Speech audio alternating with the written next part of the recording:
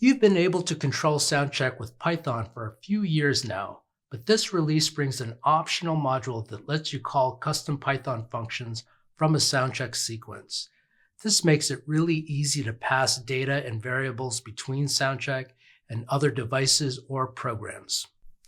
One of the biggest applications for this is to pass commands to your device under test. If you need to put your smart device into diagnostic mode or play a test signal from it, you can now write a custom step in Python to communicate directly with your device and use this in a test sequence. You can also use Python steps to communicate with databases and other software. For example, to pass directional measurements to polar balloon plotting software such as VAX and EASE. If you like to run MATLAB analysis on your Soundcheck measurements, you can automate this using the Python custom step to send data back and forth.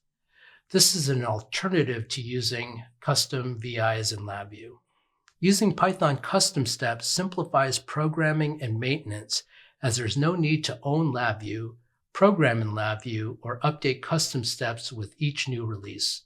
You can also take advantage of open source scripts.